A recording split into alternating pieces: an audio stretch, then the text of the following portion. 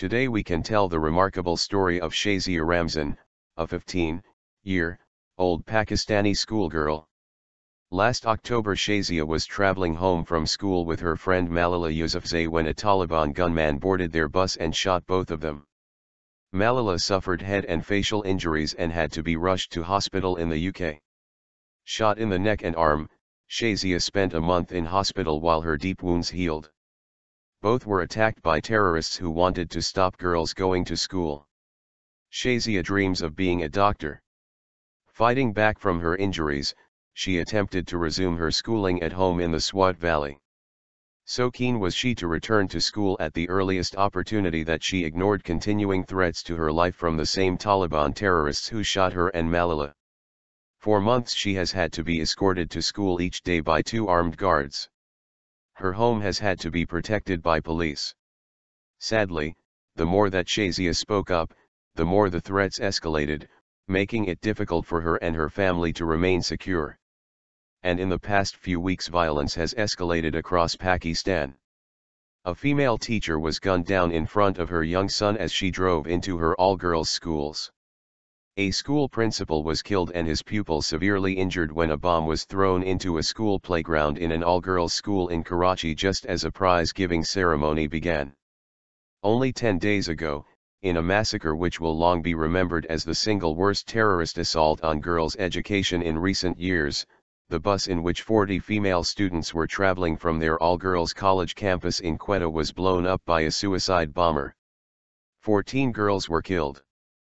So violent was the terrorist attack that another group followed the injured girls to hospital and opened fire on them again. Despite the public revulsion against the violence, the attacks have continued. Only this weekend 2 schools were blown up, while another 2 girls were murdered for posting a video in which they were filmed dancing in the rain. It is because of events like these that, with her family's support, Shazia feels forced to leave the country if she is to have the education she needs. Tomorrow she will resume her schooling in the UK after being flown over to Birmingham last weekend and reunited with her lifelong friend Malala. I first spoke to Shazia last November, a month after the attempted assassination. She told me then of her determination to persevere and to speak up for a girl's right to education. She called education the light that brightens up girls' lives. And when I met her off the plane from Islamabad on Saturday night, she told me that she wanted every girl to have the chance of an education. Her dream, she said, was to build schools so that every out-of-school girl could develop their talents and fulfill their potential. According to UNESCO, 700,000 school-age children in Malala and Shazia's home province of Khyber Pakhtunkhwa, KPK, are not at school today, and 600,000 are girls. They are some of the 32 million girls worldwide denied a place at school. In total, 500 million girls of school age will never complete their education. This makes the battle for education for every girl the civil rights struggle of our generation. And until we provide both the resources and security for girls to travel to school and feel safe from the Taliban, then many of Pakistan's schools will remain closed.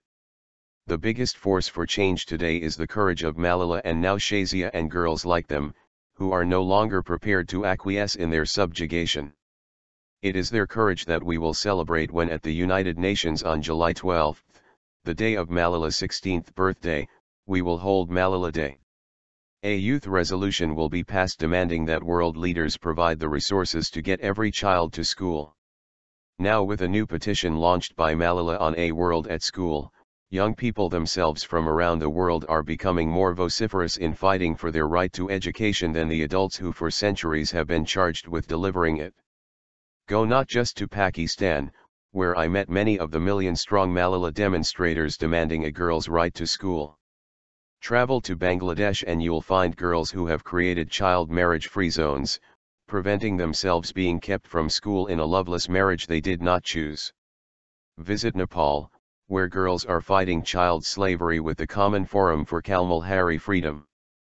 Attend the marches in India led by child laborers, demanding not just an end to this form of slavery, but the delivery of their right to learn. We saw how in the wake of the attack on Malala and Shazia, over 3 million people, including 1 million out-of-school Pakistani children, signed petitions calling for children to be able to go to school. This powerful movement is supported by international campaigns such as Plans Because I Am a Girl and Girls Not Brides, started by Nelson Mandela's The Elders Group. As we shift from the 20th century movement of women's emancipation to the 21st century campaign for women's empowerment, girls sense that the future is theirs. And it is this new liberation movement, led by girls, that we will celebrate in 10 days' time when Malala addresses the United Nations. Read, Gordon Brown, 32 million girls not at school, we must push for change. November 2012, Malala spurs School for All vow, now deliver.